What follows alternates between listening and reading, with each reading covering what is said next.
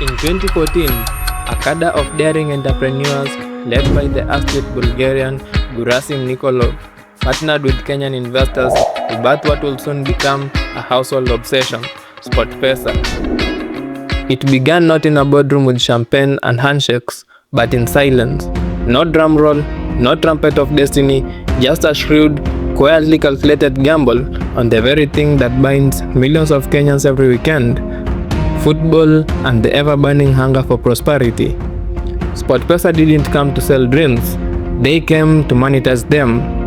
While the job market collapsed and inflation elbowed people out of dignity, SportPesa arrived as a digital messiah, promising jackpots bigger than your grandmother's Bible and transformation faster than a politician's loyalty.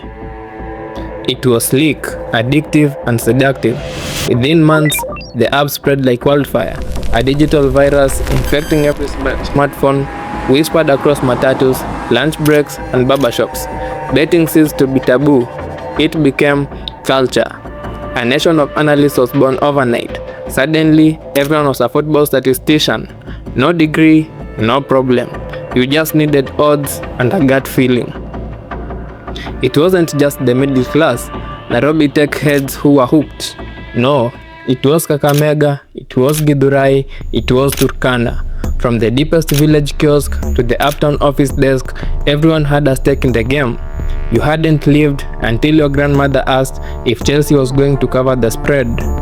By 2016, SportPesa wasn't just a company, it was the company. The Google of betting, the Coca-Cola of hope. They weren't competing, they were consuming. And they did it so smoothly, you almost thanked them for it. They didn't need billboards, the streets were their marketing department.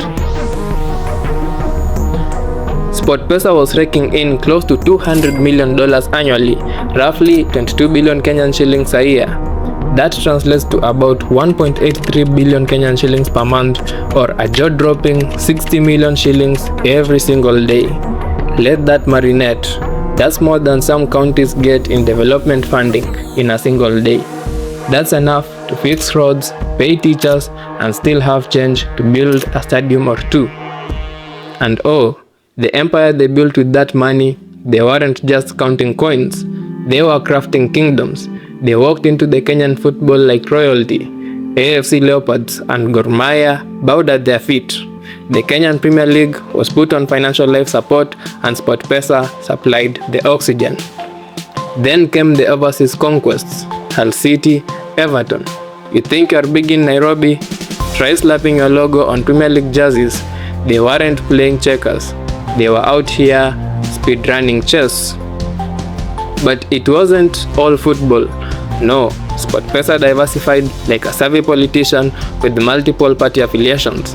They sponsored rugby, boxing, motor racing, school tournaments.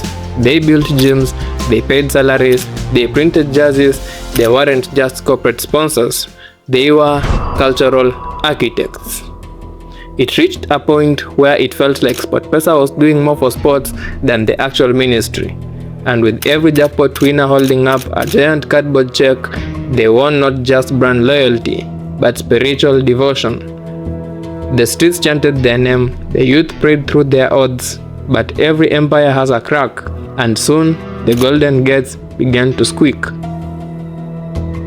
It began, like all great Kenyan scandals, with whispers, a murmuring in the shadows of parliament corridors, a raised eyebrows in a newsroom, a by the way in cabinet meetings, stories of school children betting with lunch money, of boda riders pawning bikes after bad odds. The dream was becoming a drug. The government, which once smiled politely, began to frown theatrically. Suddenly, SportPesa wasn't a golden goose, it was a ravenous hawk. Kenya Revenue Authority sharpened their pens like spears.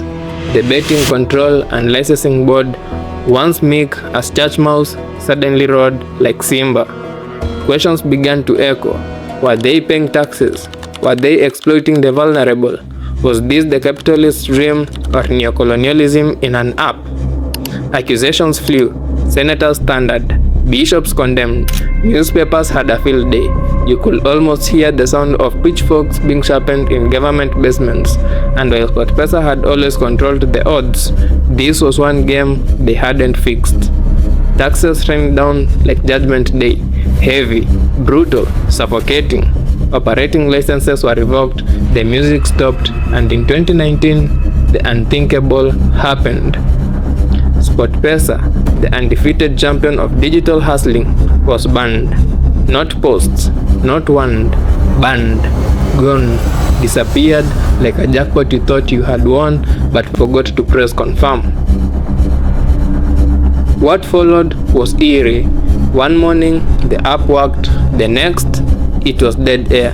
Kenyans refreshed their screens like widows waiting for resurrection texts. Stadiums turned grey. Affiliates ran like refugees. Sport clubs went into cardiac arrest. Kakamega felt it, Githurai felt it. Even Nairobi Stock Exchange looked confused. SportPesa didn't just vanish. It cracked, created a vacuum, and nature hates a vacuum. Dozens of tiny, sharp-toothed betting firms rushed in. Some were shady, some were sinister, most were soulless. They offered odds, yes, but no vision. No community, just cold transactional debts. Ironically, the beast the government tried to slay birthed Hydra heads. Now we had more betting apps than universities. The addiction worsened, the sponsorships died, football went back to begging. And in the chaos, SportPesa's with the government, they petitioned, they accused rivals, they played legal chess while the nation played Ludo. And then, dramatic as ever, they pulled out, shut down operations, abandoned the empire. The emperor had exited the colosseum. And the crowd was left with echoes of war and regrets. Then came the murmurs. Again, was that the ghost of SportPesa? No, it was them. In 2022, like a villain in a Marvel sequel, they re-emerged, rebranded, re-strategized, less flamboyant and more tactical. They didn't come back with fireworks. No marching bands, no motivational quotes, just a quiet login screen like they never left. And yet, everything had changed. The nation was split. Some welcomed them like the prodigal son, others screamed, Judas. The moral arguments reignited. Politicians flip-flopped, pulpits fired sermons, Twitter exploded. Was this redemption or relapse? SportPesa now works with calculated grace. No more Premier League showboating, no more flamboyant PR, just business, cold, sharp, and focused, like a lion that's learned patience. But the legacy remains. A country once addicted now walks around with withdrawal checks. The betting culture persists, only now it's uglier, riskier, and far more fragmented. So, I leave you with the final question, dear listener. Was SportPesa Kenya's greatest invention or its most seductive curse? Because one thing is for certain, in the kingdom of odds, even the crown must gamble.